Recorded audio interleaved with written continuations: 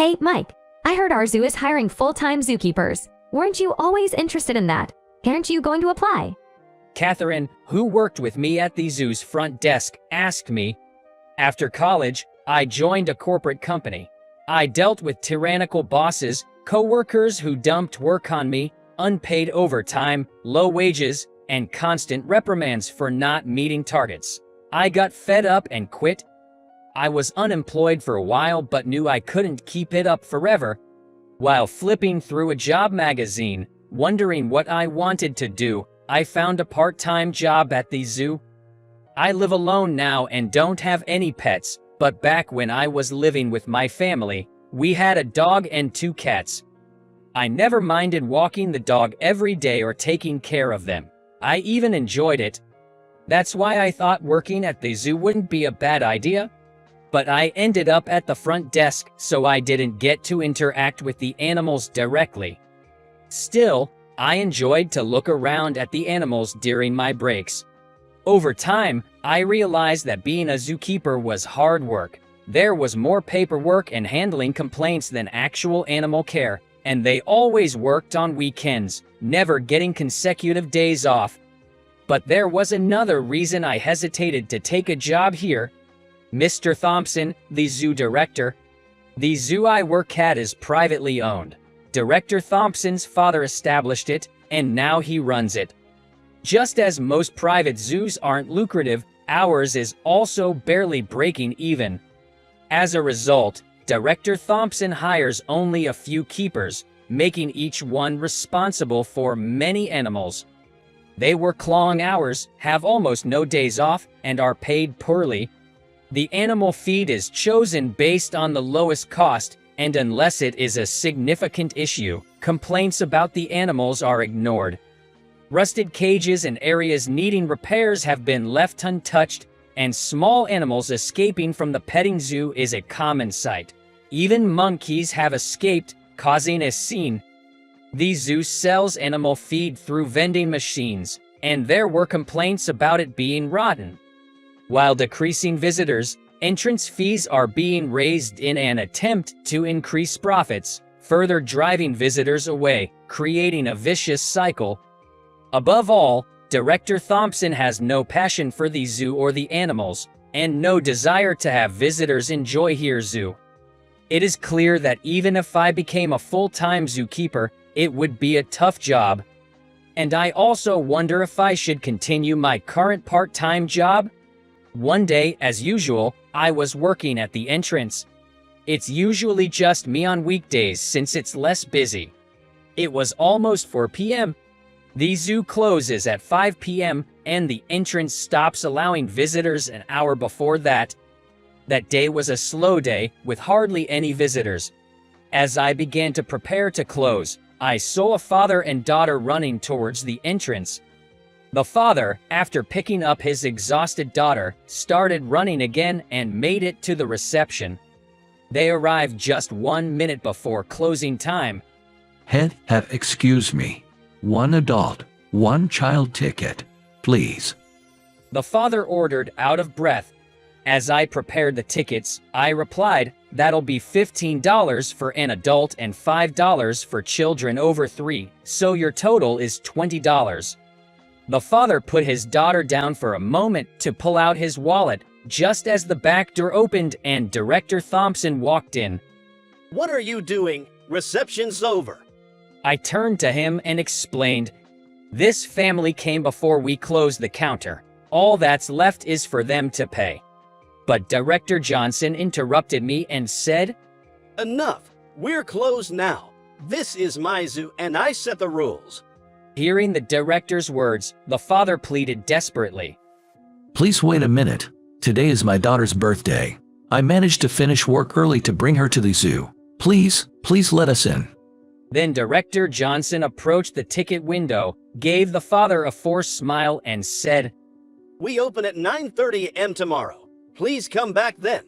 With that, he swiftly turned around and said to me, "Tally up the sales and lock up," before hastily leaving. According to information Catherine got, Director Johnson has recently taken a liking to a girl at a local bar. He frequents it early when drinks are cheaper and there are fewer customers, so he can chat with her. He probably wants to leave early for that reason today. As Director Thompson left, I heard the soft voice of the little girl. Daddy? We can't go into the zoo. The father lowered his gaze to his daughter and gently stroked her head. Sorry, Emma. If Daddy had finished work earlier, we could have made it. Little Emma's shoulders shook as she started to cry. I really wanted to visit the zoo today. Seeing Emma crying, my heart tightened. Excuse me, can you give me $20? I found myself talking to the father. The father looked back in surprise. Are you sure? I smiled and nodded. The zoo closes at 5 p.m., so enjoy until then. The father quickly took out $20, lifted his daughter and said, Emma, the kind man is letting us in. Say thank you. Hearing this, Emma's tearful face instantly brightened. Really? Thank you, sir. Her genuinely happy smile warmed my heart. Happy birthday, Emma. Enjoy looking at the animals. The two walked through the gate and headed towards the zoo's most popular attraction, the White Tiger enclosure. This zoo isn't very big. They'd probably see everything in an hour. I felt truly happy to have helped them have a memorable birthday experience. They enjoyed their time in the zoo until the very last minute. I love the red pandas and the penguins. And I got to pet a bunny and feed some birds. Emma excitedly shared her zoo adventures with me. Thank you so much. The father expressed his gratitude once more before leaving hand in hand with his daughter. The next day, when I arrived at work, I was reprimanded by Director Thompson. I told you to send that family away. How dare you disobey? Director Thompson had checked the security footage and found out that the family had stayed in the zoo. You're fired. I was prepared for this declaration. I had no desire to work at a zoo where visitors were treated so poorly. Understood. Thank you for everything.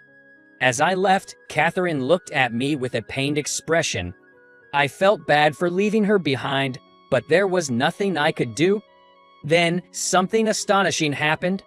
No sooner a luxury car was approaching the entrance gate than one after another began to park. I gawked at the scene as if it were about to take place at a ball. A man in a tuxedo carefully opened the rear seat door of a particularly notable luxury car, and an elegantly dressed elderly man stepped out gracefully. The gentleman walked towards the reception desk where we were without hesitation. Excuse me, is Mr. Robinson here? Called out at the ticket window, I rushed over to the elderly man.